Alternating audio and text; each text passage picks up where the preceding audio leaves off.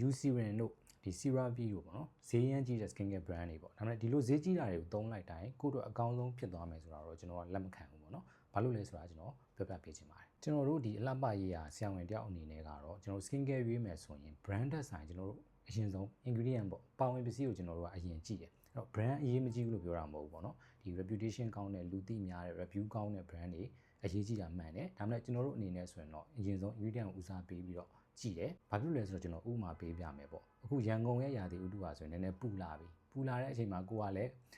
အစီပြန်တတ်တဲ့လူဝက်ချံထွက်တတ်တဲ့လူဆိုရင်ဒီဈေးကြီးတဲ့ cream အထူကြီးတွေပြပြနစ်နစ်ကြီးတွေကိုသိန်းကနန်းလောက်သုံးပြီးတော့ဝယ်မဲ့အစားကိုအစီပြန်ဝက်ချံထွက်အသားရည်တွေတင့်တော်မဲ့ဥပမာမျက်နှာတစ်စလစ်အစ်စ်ပါတဲ့မျက်နှာတစ်တောင်းကနန်းလောက်ကိုသုံးလိုက်တာကိုအတွက်ပို့ပြီးတော့အကျိုးရှိနိုင်တယ်ဒါကကျွန်တော်ဥပမာပြောတာပေါ့အထူးသဖြင့်ကတော့ skin care သုံးတဲ့အခါမှာ budget ချိန်နေရတဲ့သူတွေအတွက်ရည်ရွယ်ပြီးတော့ကျွန်တော်ကပြောပြပေးချင်တာဖြစ်ပါတယ်ကျွန်တော်ပြောချင်တဲ့အဓိက point က skin care သုံးတဲ့အခါမှာကိုယ်မှာဖြစ်နေတဲ့အသားရည်ပြဿနာလိုအပ်ချက်ကိုသိဖို့လိုတယ်ဒီပုံမူတည်ပြီးတော့ skin care ရွေးချယ်ရမှာဖြစ်ပါတယ်ကျွန်တော်တို့ဆေးကမ်းမှာဆိုရင်လည်းဘာကုသမှုပဲလုပ်လို့ပေါ့နော်သူတို့အိမ်မှာလုပ်မဲ့ skin care routine အတွက်လိုအပ်တဲ့ skin care တွေကိုအသားရည်လိုက်ကျွန်တော်တို့ကတော့ပြောပြပေးတယ်အဓိကသိရမယ့်အချက်ကဈေးကြီးတိုင်းကိုယ့်အတွက်အကောင်းဆုံးဖြစ်တာမဟုတ်ဘူးကိုယ့်အတွက်လိုအပ်တာကိုသုံးနိုင်ရင်ဒါအကောင်းဆုံးဖြစ်ပါတယ်ဆိုတာလေးကိုသိစေချင်တာပါ